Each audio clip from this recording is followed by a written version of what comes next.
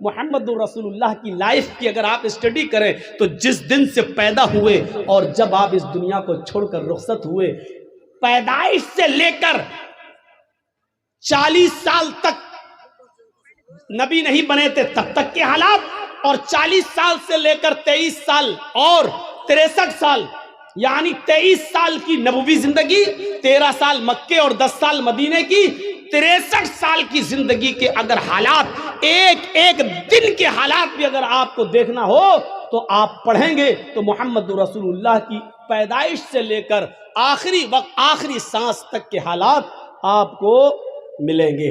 پیدائش کے حالات یہ تھے کہ جب آپ پیدا ہوئے تو ماں ان کی آمینہ کہتی ہے میری آنکھوں کے سامنے سے ایک نور چمکا، ایک روشنی ہوئی اور ایسا لگا کہ اس روشنی نے پوری دنیا کو روشن کر دیا۔ یہ اس بات کی طرف اشارہ تھا کہ آیا آمینہ تو نے جو بیٹا پیدا کیا ہے وہ ایسی روشنی لے کر آیا ہے کہ وہ روشنی، اس کی قرآن کی روشنی، اس کی علم کی روشنی پوری دنیا کو روشن کر دے گی۔ جب آپ کی عمر کوئی بہت زیادہ نہیں ہوئی، 1.5-2 مہینے کے ہوئے، اور مکے کی فضا جب بہت زیادہ خراب تھی، آب و ہوا بہت زیادہ خراب تھی، مکے میں بیماریاں پھیلی ہوئی تھی، تو مکے کی عورتیں اپنے بچوں کو دوسرے دیہات میں، دوسرے شہروں میں بھیج دیا کرتی تھیں، دوسری عورتیں ان کو دودھ پلایا کرتی تھیں تاکہ بچہ بیماری سے محفوظ رہے، تندرست ہو کر لوٹایا جائے۔ حلیمہ سعدیہ قبیلے سعد سے چلی اور وہ بھی اور عورتوں کے ساتھ آتی ہے، اور جب آتی ہے تو اسی کی قسمت میں محمد رسول اللہ تھے۔ کچھ حجت کے بعد، بحث و مباحثے کے بعد آمینہ نے اپنا بیٹا حلیمہ کو دے دیا۔ حلیمہ سعدیہ کہتی ہے کہ میری سواری بہت کمزور تھی، جب میں قبیلے بنو سعد سے سواری پر بیٹھ کر آئی تو تھک جاتی تھی اور کہیں کہیں رک جاتی تھی، بیٹھ جاتی تھی، آدھا 1 گھنٹہ سستاتی تھی، اس کے بعد دوبارہ چلتی تھی۔ لیکن جب محمد کو میں نے لیا، اس 1.5 مہینے کے بچے کو جب میں نے اپنی گود میں لیا، اس 45 دن کے بچے کو جب میں نے اپنی گود میں لیا اور اس سواری کے اوپر بیٹھی اور قبیلے بنو سعد اپنے گھر میں، اپنے خاندان میں لے کے آنے لگی، تو میری وہی سواری جو تھک جایا کرتی تھی، ہوا سے باتیں کرنے لگی، اس کی بیماری ختم ہو گئی، تھکنے کا نام نہیں لیتی تھی، کبھی رکنے کا نام نہیں لیتی تھی۔ پیچھے سے حلیمہ کی سہیلیاں، ان کی دوست، ان کی سہیلیاں پیچھے سے پیچھے رہ گئیں، ان کی سواریاں پیچھے رہ گئیں، اور حلیمہ کی سہیلیاں چیخ چیخ کر کہنے لگی، او بنت ابو زؤیب، او ابو زؤیب کی بیٹی ذرا رک جا، مجھے بھی تو اپنے پاس آ جانے دے، ہم لوگ ساتھ میں آئے تھے، ساتھ میں جائیں گے۔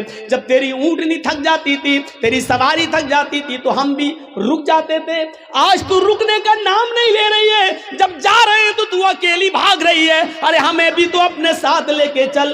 اور پیچھے مڑ کر حلیمہ کہتی میں کیسے رکوں، یہ اونٹنی رکنے کا نام ہی نہیں لیتی ہے، بخدا میں نہیں جانتی ہوں کہ اس اونٹنی کو کیا ہو گیا ہے، یہ تو بڑی کمزور تھی، بڑی لاغر تھی، بڑی نحیف تھی، بہت ہی زیادہ کمزور تھی، پتہ نہیں اس میں اتنی طاقت کہاں سے آ گئی۔ پھر وہ اس 1.5 مہینے کے بچے کو اٹھاتی ہے، کہتی ہے با خدا مجھے تو اس بچے میں کوئی چمتکار نظر آ رہا ہے، مجھے تو اس بچے کی کوئی برکت نظر آ رہی ہے۔ میرے پیارے ساتھیوں، یہاں سے محمد رسول اللہ کے حالات کا ذرا جائزہ لیجئے، پہلے دن سے لے کر یہ 45 دن کی کیپیسٹی ہے۔ میرے بھائیوں ذرا غور کرو، جب ہوش سنبھالا اس وقت کی زندگی کے بارے میں دیکھیے، اور جب 40 سال کی عمر میں جب آپ کو نبوت ملی، اقرأ بسم ربک الذی خلق، یہ قرآن کی پہلی آیت جب نبی اکرم کے اوپر نازل ہوئی تو یہاں سے سلسلہ چلا تو اللہ کا نام لے کر پڑھ، اقرأ بسم ربک الذی خلق، اس رب کے نام سے پڑھ جس نے پیدا کیا۔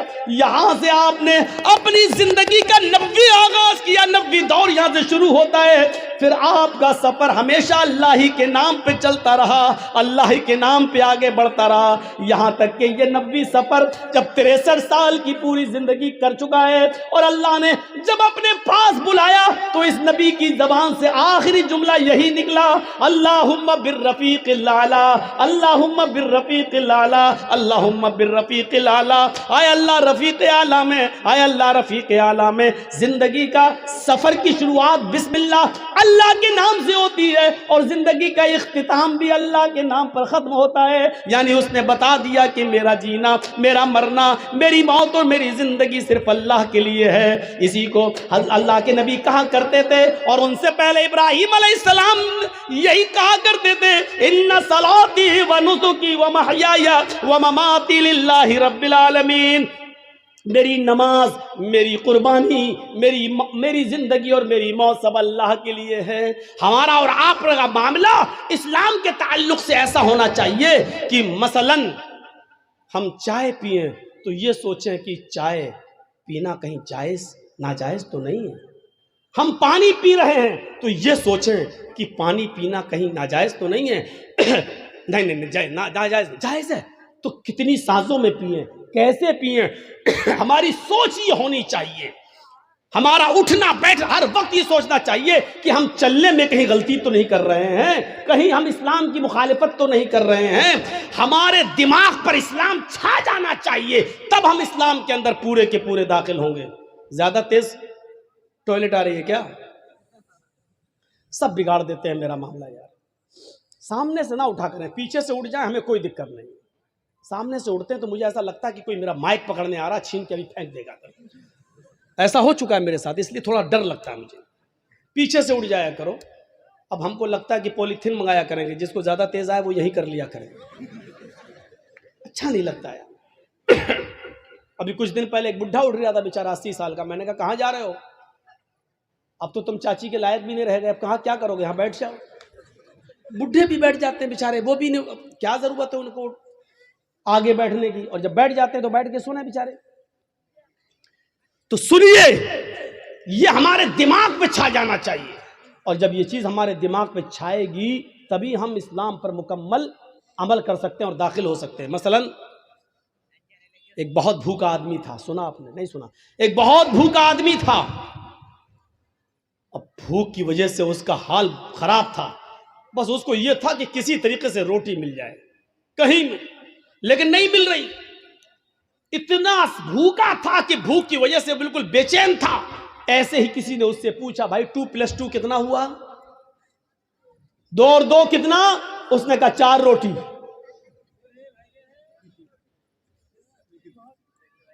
وہ 4 موبائل بھی کہہ سکتا تھا، وہ 4 مائک بھی بول سکتا تھا، وہ 4 گلاس بھی بول سکتا تھا، وہ 4 پلیٹ بھی بول سکتا تھا، لیکن نہیں۔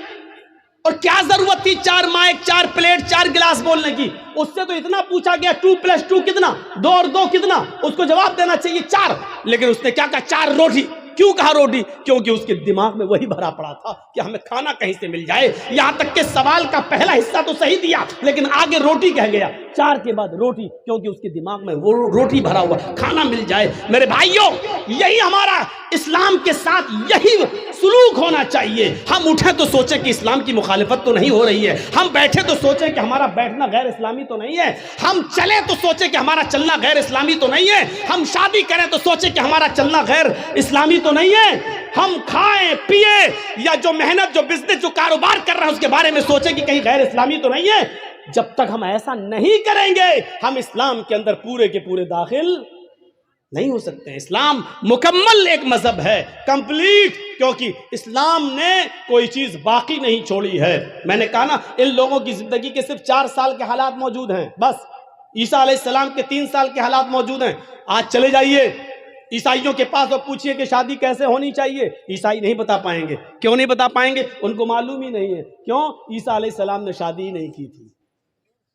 جب شادی نہیں کی تو ان کو شادی کے حالات معلوم نہیں، شادی کیسے ہونا چاہیے۔ یہ پوری بائبل پڑھ جاؤ، شادی صرف اتنا لکھا ہے کہ اپنی زندگی اگر پاکیزہ گزارنا چاہتے ہو تو شادی کر لو، بس اتنا لکھا ہے۔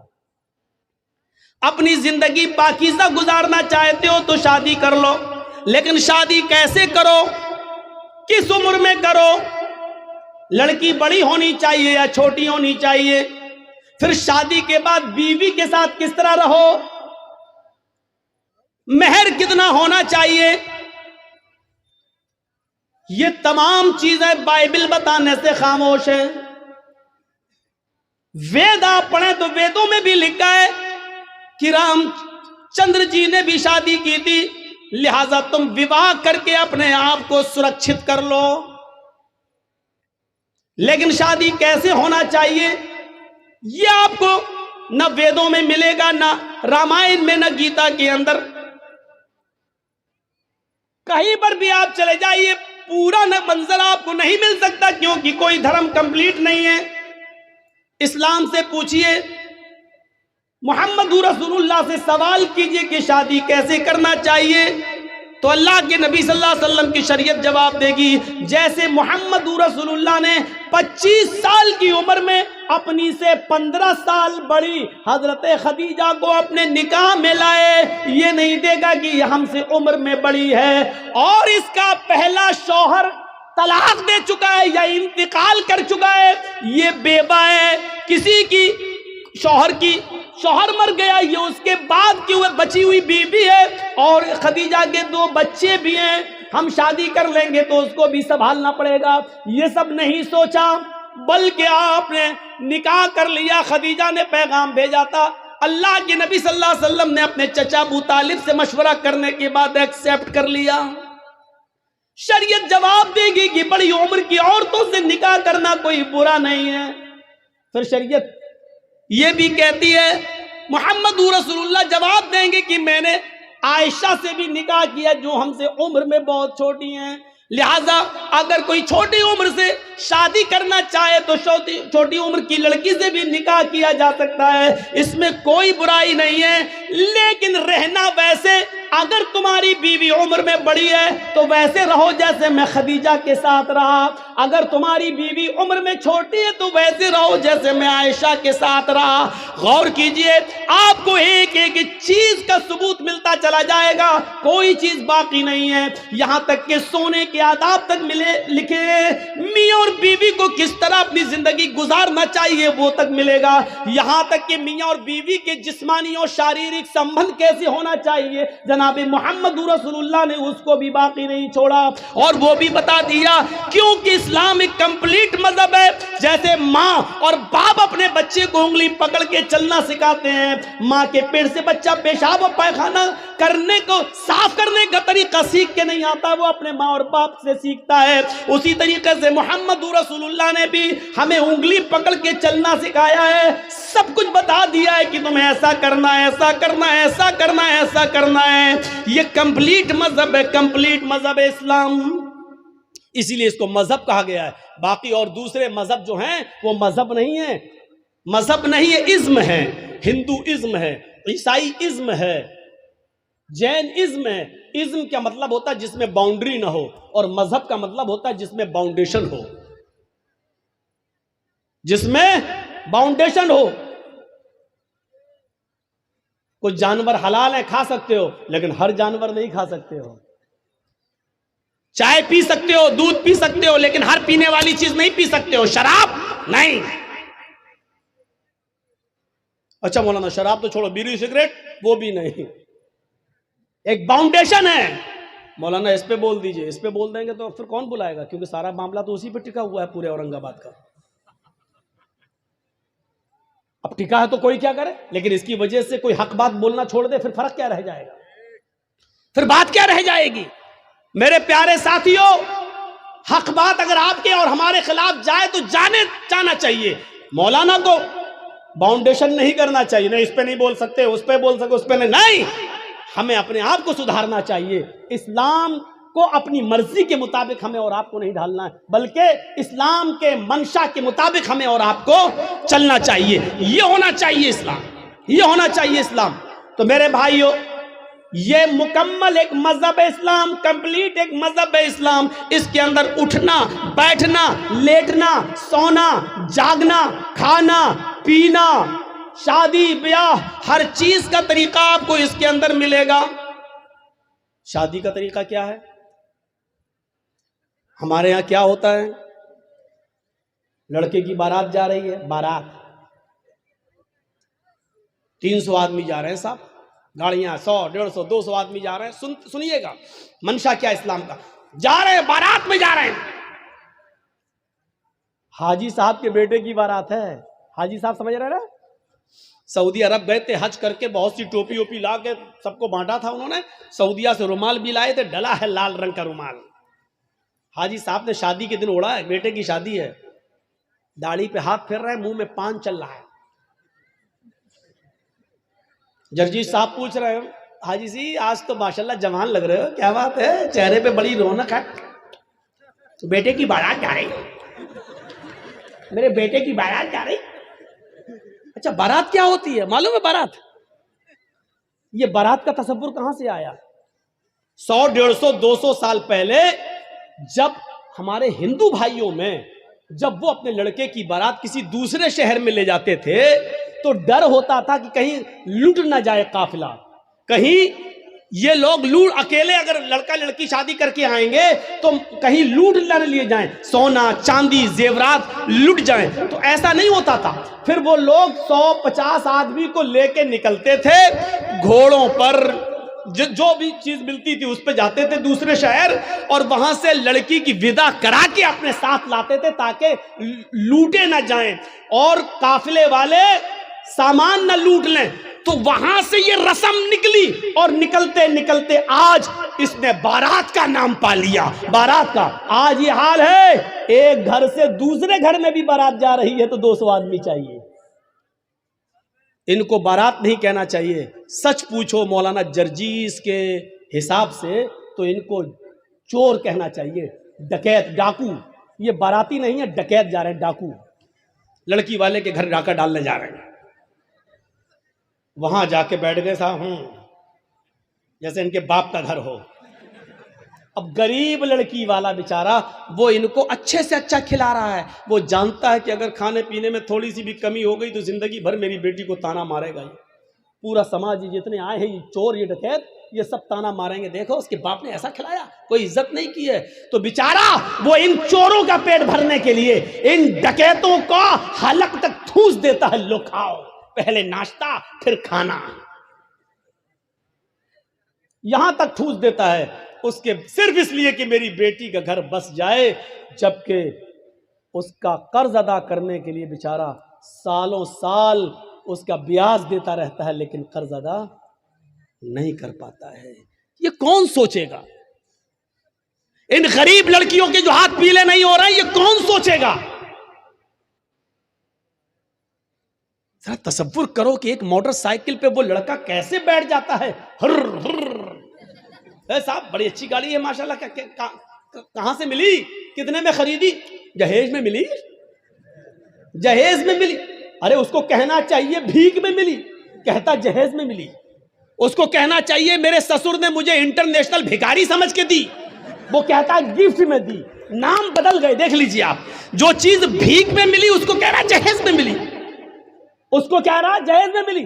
جس کو کہنا چاہیے میرے سسر نے مجھے انٹرنیشنل بھکاری سمجھ کے دیا، بھیک میں دی، اس کو گفٹ کہہ رہا، گفٹ. ارے نام بدل دینے سے حیثیت نہیں بدل دی جاتی ہے.